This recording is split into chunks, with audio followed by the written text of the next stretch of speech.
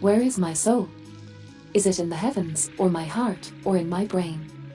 The Nobel Prize winning biologist Francis Crick described the astonishing hypothesis.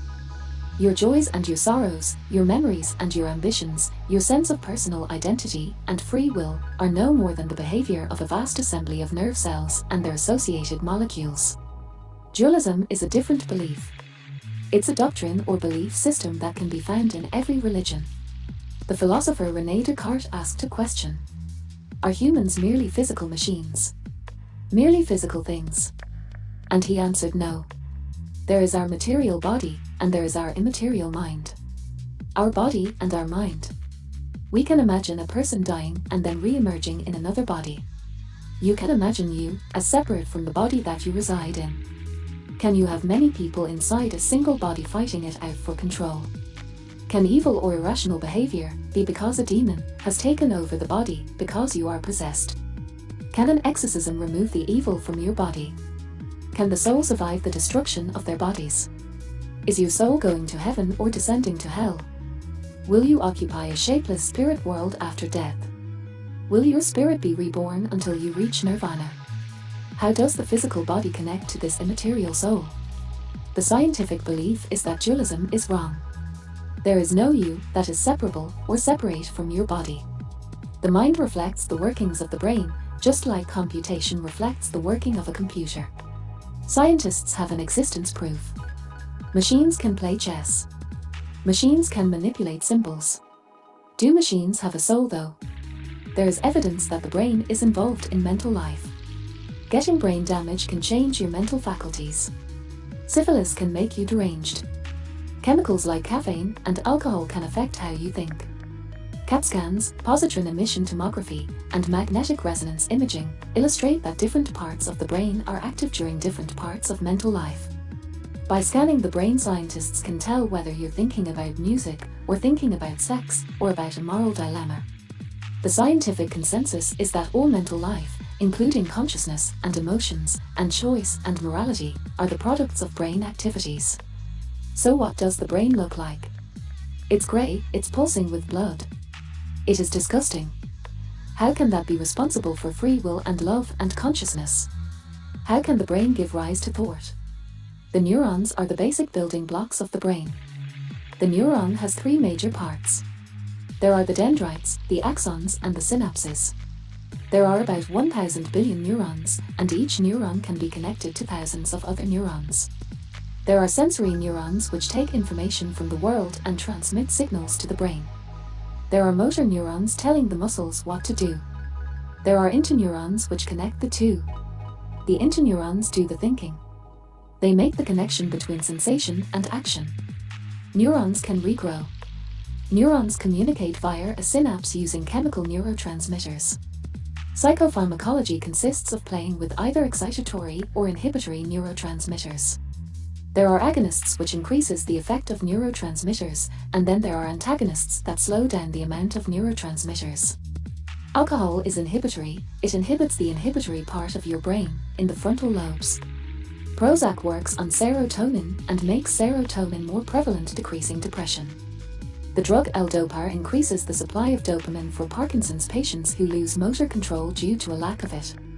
The brain is highly resistant to damage. Other parts of the brain can take over functions of the failed or damaged areas. The brain is extremely fast.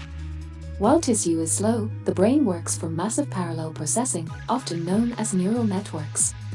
Can the body work without the brain? Yes. During the French Revolution, when they guillotined people, psychologists would rush to the body of the headless person and test out the corpse's reflexes. Limb reflexes and withdrawal from pain. Your limb will pull back even if your head is gone. Erection of the penis can be done without the brain.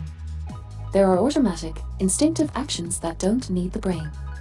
Key parts of the brain are the medulla, which is responsible for heart rate and respiration. The cerebellum is responsible for body balance and muscular coordination. The hypothalamus is responsible for hunger, thirst, and to some extent sleep. The cortex is the outer layer, and the outer layer is all crumpled up. Spread out, it would be 2 feet square. 80% of the volume of our brain is the cortex, and the cortex can be broken up into different parts or lobes. There is the frontal lobe, the parietal lobe, the occipital lobe, and the temporal lobe. All mental life takes place in the cortex. The brain is mostly symmetrical, however some functions reside in the left or right-hand side of the brain. Zapping different areas of the brain with electricity can make the body move, make you see colors, or hear sounds, or experience touch. 1/4 of the cortex looks after the bodily functions. The rest is involved in language and reasoning and moral thought. Brain damage accidents allow scientists to see the damaged part and correspond it to what that section of the brain did. Somebody with apraxia can move, do simple movements, but they can't coordinate their movements. They can't wave goodbye or light a cigarette. There's agnosia, which isn't blindness, but they lose the ability to recognize certain things or objects. People with prosopagnosia lose the ability to recognize faces. Aphasia is a language disorder where people can only say one word and no others. Frontal lobe damage can take away the ability to tell right from wrong. Is the brain symmetrical? The brain has two halves. There are actual differences between the right hemisphere and the left hemisphere. Right-handed people, 9 out of 10 people, have language in your left hemisphere. For left-handed or ambidextrous people, some have language in the right hemisphere and some in the left hemisphere.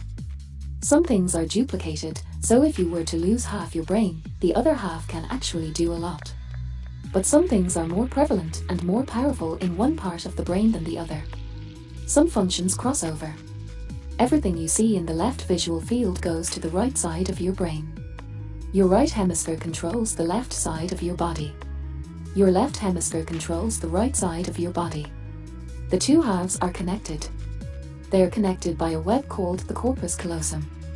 There still remains what is sometimes called the hard problem of consciousness. How it is that anything so remarkable as a state of consciousness comes about as a result of irritating nervous tissue. It seems like magic that a fleshy lump of grey and disgusting red meat can give rise to these feelings. How do we make decisions? Why do we love our children? What happens when we fall in love? How do we match the mechanistic notion of the mind with the idea that people have spiritual value? Is free will, responsibility, and spiritual value all illusions? This is a wonderful mystery of our life and existence.